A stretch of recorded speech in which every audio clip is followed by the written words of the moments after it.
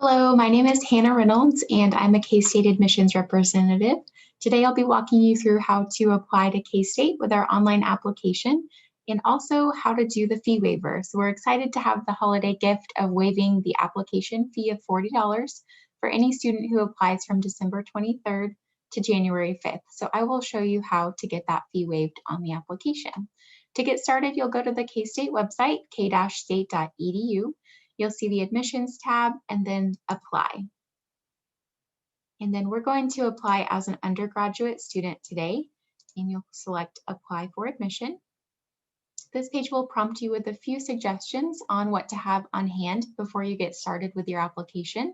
It's nice to know your GPA, so you may need a transcript or just to be able to see your transcripts for that info. And then if you have taken the ACT or SAT, to have your test score results so that you can self-report those. If you haven't taken the ACT or SAT, that's okay. It's not required for admission.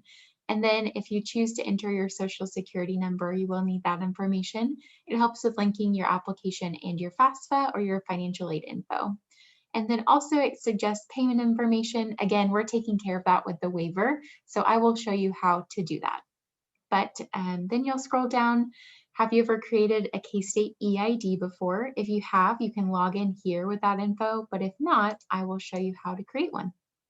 The EID is what's going to allow you to log in or log back into your application, and then it's also going to serve as your K-State email address. So you'll just enter some basic contact information. I'll just make up a birthday here, and your gender assigned at birth, and your email address. This is the email address that we're going to send your confirmation email to, so just make sure it's somewhere where we can get in touch with you. If you have a preferred first name that's different from your first name, your legal first name, enter that here and we will use that to contact you. And then if you do have a different last name from marriage or anything like that, enter that here as well. Enter your phone number. That's our office phone number here, and your street address, which is also your mailing address. There's the best way to get in touch with you. So I will enter our address here at the office, state and zip code. If you have a PO box, make sure that you enter that info there. Continue on.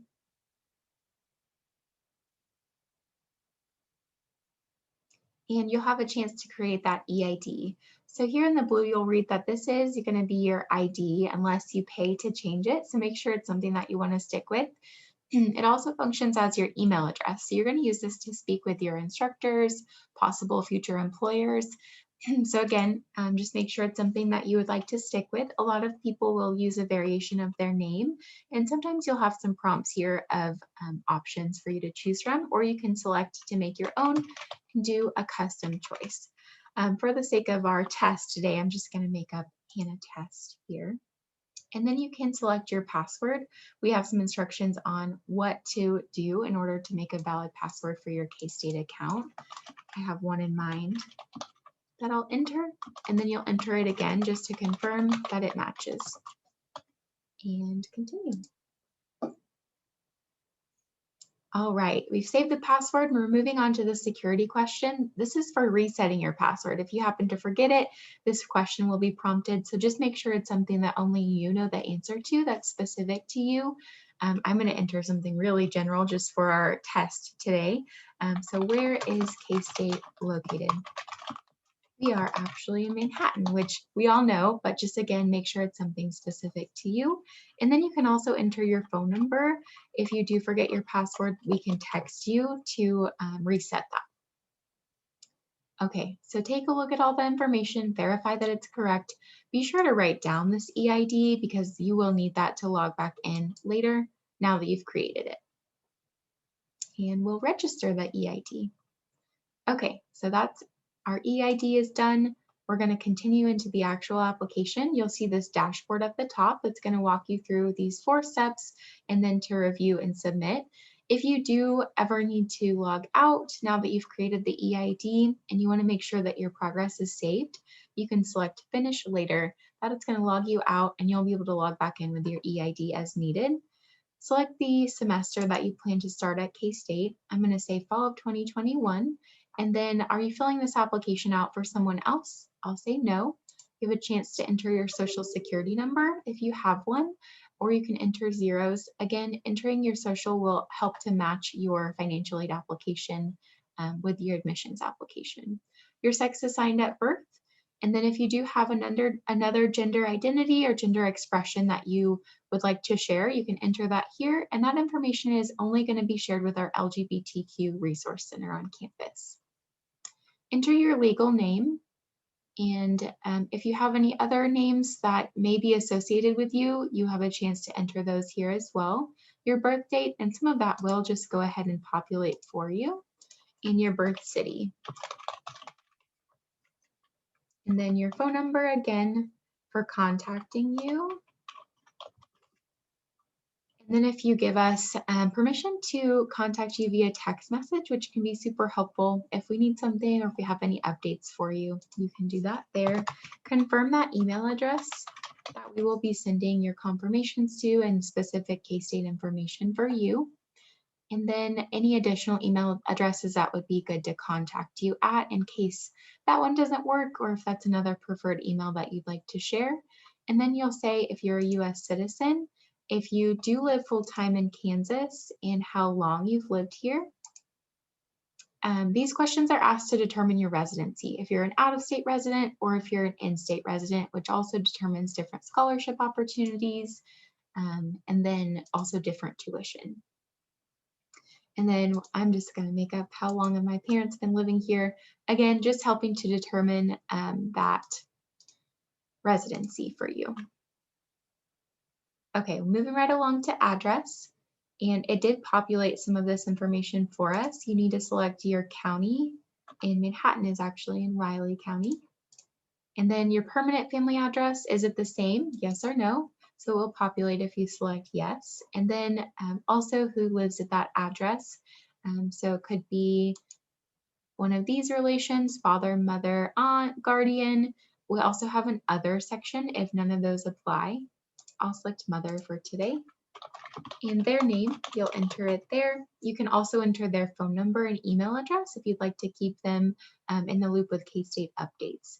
And then you have the chance to add another person if you would like to add another parent or guardian or college counselor who's helping you with this admissions process.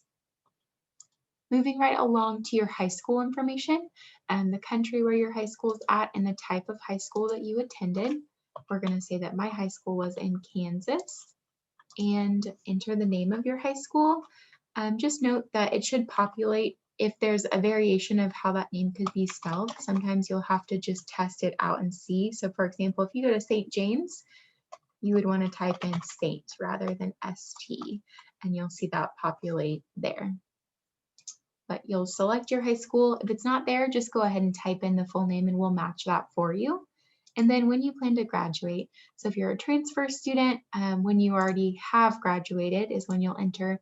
If you're a high school senior, most of our seniors are graduating in May of 2021. Some may be graduating earlier or in June. So enter that information here. We'll move along to your GPA from high school and your ranking. Most high schools do use a 4-point scale. Some may be different, and you can review that information on your transcript, as well as if your GPA is weighted or unweighted. And then you're going to self-report that information here. So just make sure that that's accurate and you're reviewing either your transcript or you have that information from your online portal or something like that that you can share and self-report. Does your high school provide a ranking? Some schools do, some schools don't. That ranking may be on a weighted or unweighted GPA or both. And then you can share that ranking. I'm going to say that I'm number 30 out of 200 today.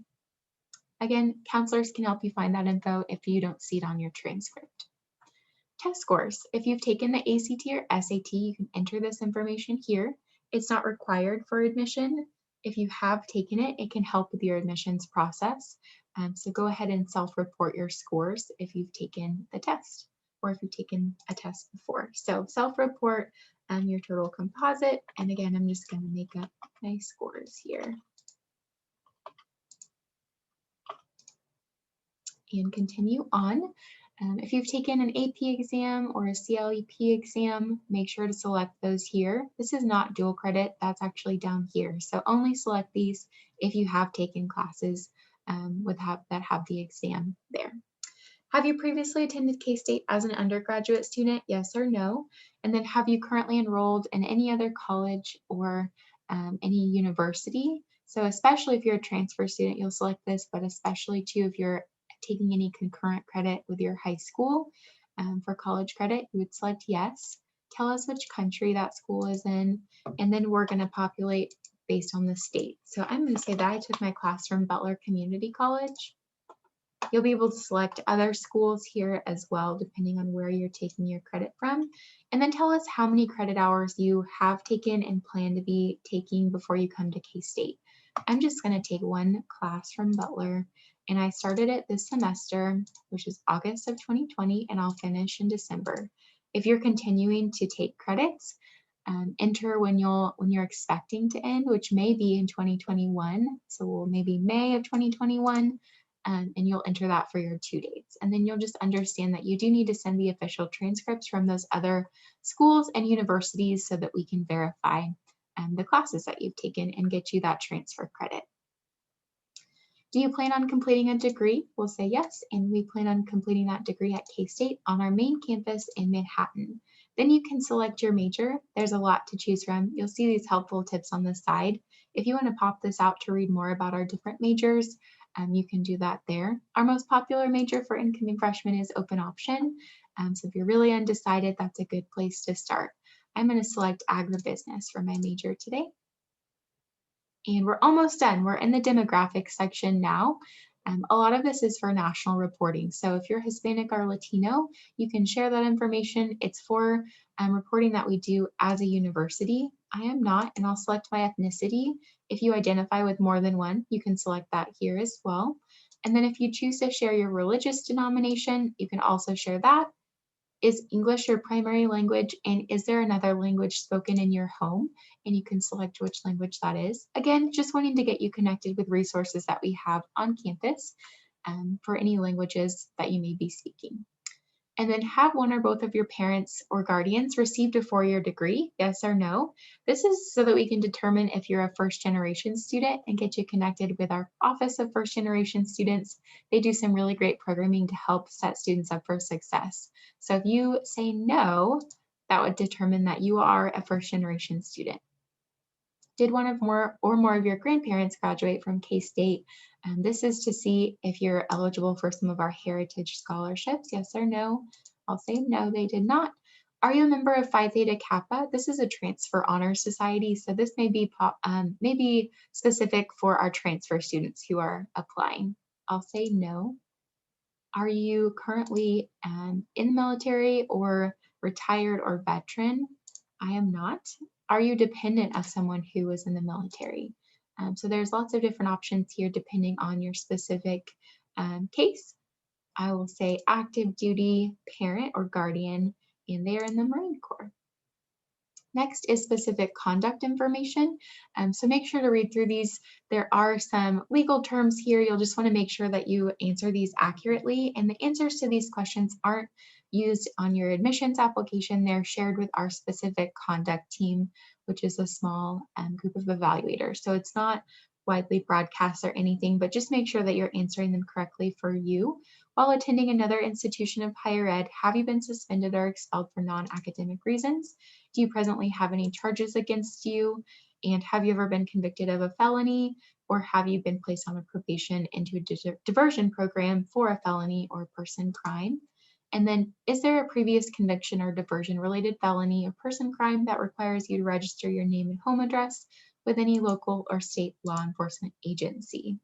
So answer those questions specific for you, and then you did it. So this is the review and submit section where you just want to go through each individual section and verify that that information is correct.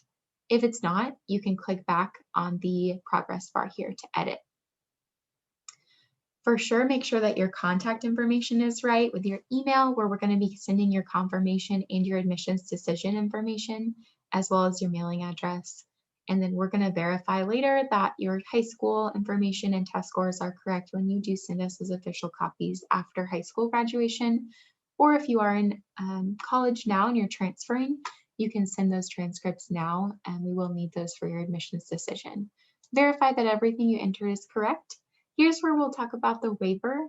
We're excited to have that holiday fee waiver happening to waive your application fee for applying right now.